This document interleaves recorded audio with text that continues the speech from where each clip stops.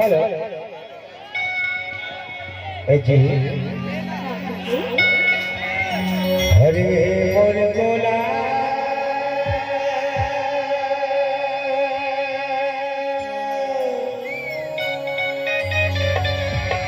नहीं तो छोड़ा तो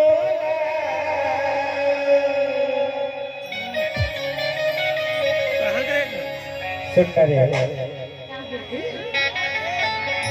देवे गाने के किस्ता वो बोला अच्छा अच्छा कथा रे देवे का कथा वो अब देख लीजिएगा मन थे आ दुनिया और कुछ कहीं ना कहीं मांगा हवा देखकर से की मांगा का हो बताओ। हरे मोर गोला एक छोड़ा तला तेरे चुमा बला तेरे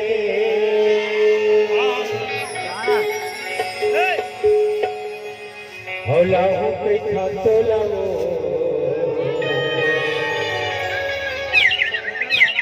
हरे मेरे रास हरा घुमा के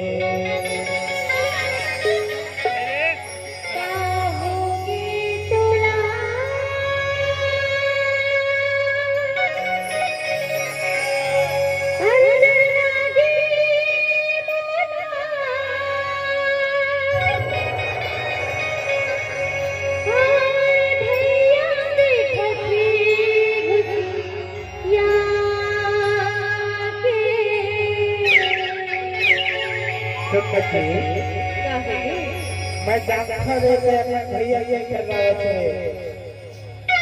कौन लेटर रहा था तेरे जानता हूँ क्या लेटर रहा था अब तक खुद जाना था तो लगा बता रंग रंग के क्या बता ही जाता जाऊंगी तो लगा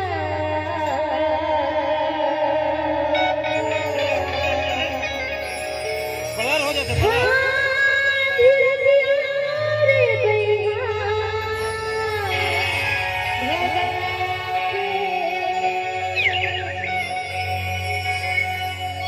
चल राजा चली सरपंच में गाड़ी लगवा देते कथा गए हे मोर गोला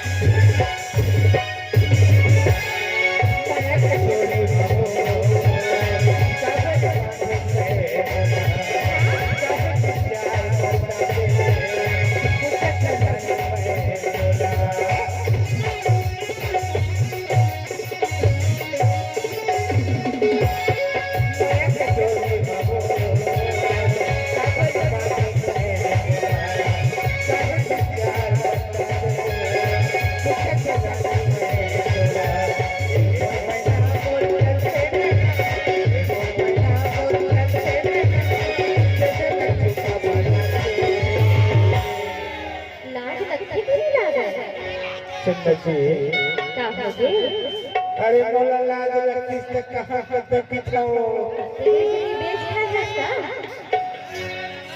हमारा लाग बीज लगती च ना हाँ माँ के सबरे दिन बाप बेटे कमाए आते नहीं तेज ना हो ऐसे अरे बोलने जाते तो छोटे बच्चे वाला हो गया कथा का अरे लाहू पे खातो लगे अरे मेरे लाहू पे खातो लगे अरे जाओ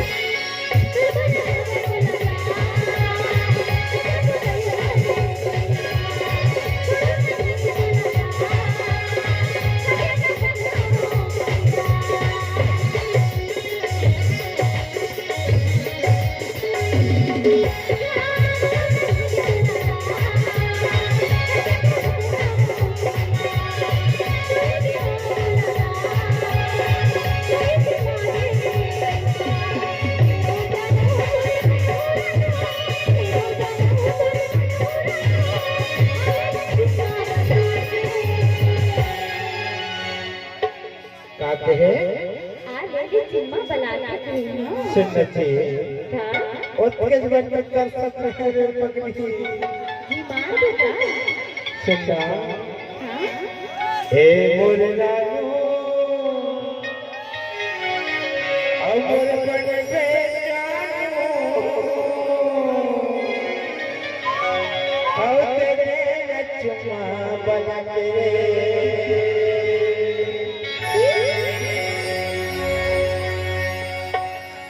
जी